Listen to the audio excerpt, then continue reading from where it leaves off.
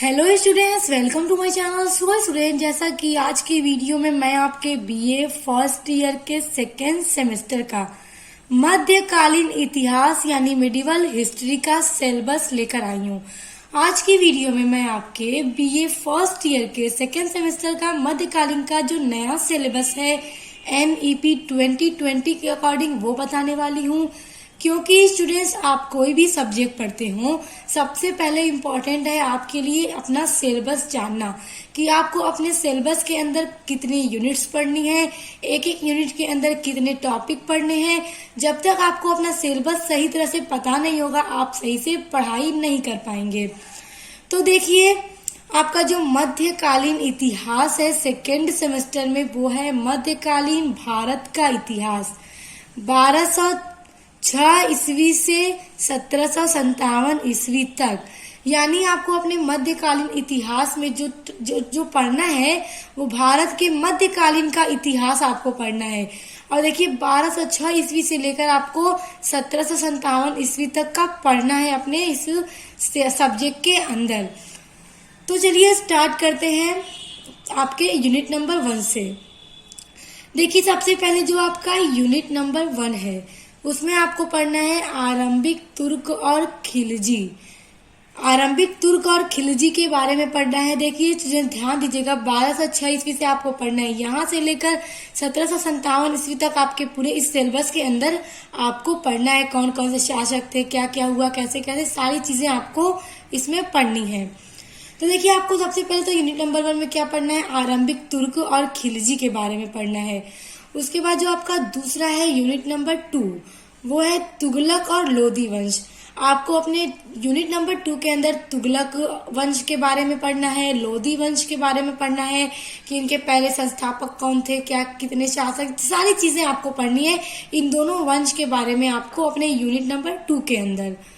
देखिए, फिर है आपका यूनिट नंबर 3। यूनिट नंबर 3 में आपको पढ़ना है मुगल वंश।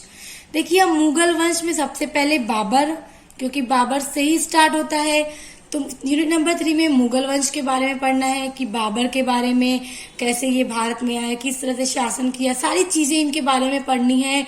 और हुमायूं के बारे में पढ़ना है। उसके बाद शेर शाह के अंतराल में प्रशासन और भू राजस्व प्रणाली के विशेष संदर्भ में। देखिए, बाबर और हुमायूं, उसके बाद शेर शाह के अंतराल में प्रशासन और भू राजस्व प्रणाली के विशेष संदर्भ में, ये आपका टॉपिक है शेर शाह के बारे में। ये सारी चीजें आपको पढ़नी है अपने यूनिट नंबर 3 के अंदर। सो स्टूडेंट्स, देखिए आपका ये जो सिलेबस है, आज की वीडियो में जब मैं आपका पूरा सिलेबस बता लूंगी तो नेक्स्ट वीडियो से मैं आपका ये यूनिट भी स्टार्ट कराऊंगी, यानी आपके मध्यकालीन इतिहास का क्लास स्टार्ट कर दूंगी। हर एक यूनिट को नोट के साथ कंप्लीट कराऊंगी। यूनिट नंबर 1 से स्टार्ट होगा और यूनिट नंबर 8 तक पूरा कंप्लीट करा दूंगी। उसके बाद देखिए यूनिट नंबर 4।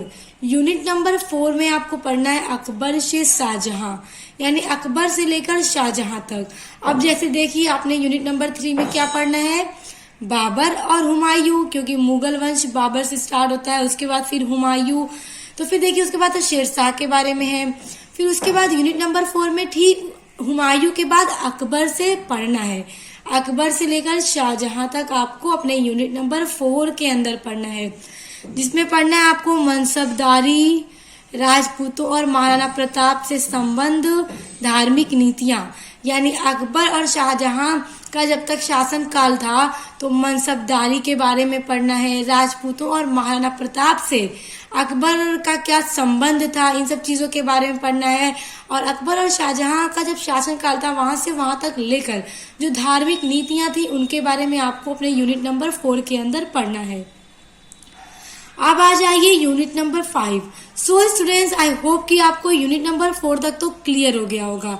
तो अब यूनिट नंबर 5 देखिए।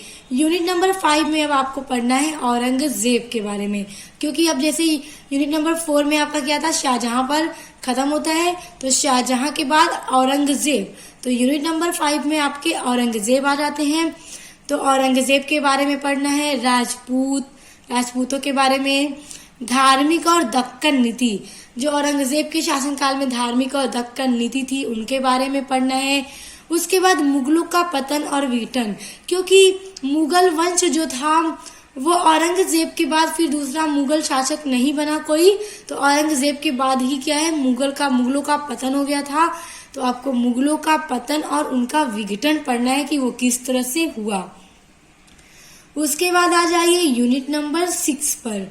यूनिट नंबर 6 में आपको पढ़ना है मराठा शक्ति का शिवाजी के अधीन उदय, यानी मराठा शक्ति का शिवाजी के अधीन उदय आपको पढ़ना है यूनिट नंबर 6 के अंदर, जिसमें आपको क्या क्या पढ़ना है, उस टाइम का प्रशासन पढ़ना है, राजस्व प्रणाली के बारे में पढ़ना है, हिंदू पदशाही की अवधारणा तथा तत्पश्चात मुगल।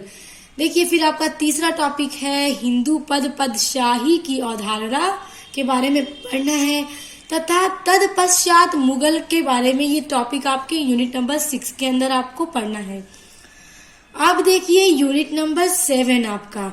यूनिट नंबर 7 है मुगल काल में वास्तुकला और चित्रकला का विकास। यूनिट नंबर 7 में क्या पढ़ना है कि मुगल काल जब था, मुगलों का जब शासन था भारत में, तो उस टाइम वास्तुकला और चित्रकला का विकास किस तरह से हुआ, कैसे हुआ, उस टाइम कैसे चित्रकला वास्तुकला किए जाते थे, ये सारी चीजें आपको अपने यूनिट नंबर 7 के अंदर पढ़ना है। अब आ जाइए आपकी यूनिट नंबर 8, और ये आपके सिलेबस की लास्ट यूनिट है। अब देखिए यूनिट नंबर 8 में आपको क्या पढ़ना है, भारत में सूफीवाद का विकास। भारत में सूफीवाद का किस तरह से विकास हुआ ये पढ़ना है। आपका पहला टॉपिक है यूनिट नंबर 1 का, ये आपका पहला टॉपिक है यूनिट नंबर 8 का। उसके बाद देखिए दूसरा, भक्ति आंदोलन और उत्तर भारत में पुनः सुदृढ़ीकरण, यानी कि भक्ति आंदोलन और उत्तर भारत में जो पुनः से सुदृढ़ीकरण हुआ उसके बारे में यूनिट नंबर 8 के अंदर पढ़ना है। और स्टूडेंट्स देखिए मैंने आपका पूरा सिलेबस आपको बता दिया और उम्मीद करती हूँ आपको एक एक यूनिट में बहुत अच्छे से समझ में आ गया होगा कि कौन कौन से टॉपिक आपको पढ़ने हैं। और उसके अलावा स्टूडेंट्स मैं आपके बीए फर्स्ट ईयर के सेकेंड सेमेस्टर के और भी बहुत सारे सब्जेक्ट का सिलेबस अपलोड कर चुकी हूँ, पूरी क्लास भी कंप्लीट करा चुकी हूँ, यानी हर एक यूनिट को भी कंप्लीट करा चुकी हूँ। जैसे आपका इंग्लिश लिटरेचर है, कार्यालय हिंदी और कंप्यूटर है, उसके अलावा जो आपका समाज शास्त्र है वो सब मैं कितना कंप्लीट पूरा कंप्लीट करा लिया है, और इम्पोर्टेंट क्वेश्चन आंसर की वीडियोस भी डाली हैं। और समाज शास्त्र की क्लास अभी चल रही है, अभी कुछ चीजें उसमें बाकी हैं। तो अपने सभी सब्जेक्ट की वीडियोस को पढ़ने के लिए आप मेरे चैनल को सब्सक्राइब करके बेल आइकन को प्रेस कर लीजिए। तो अब मिलते हैं नेक्स्ट वीडियो के साथ।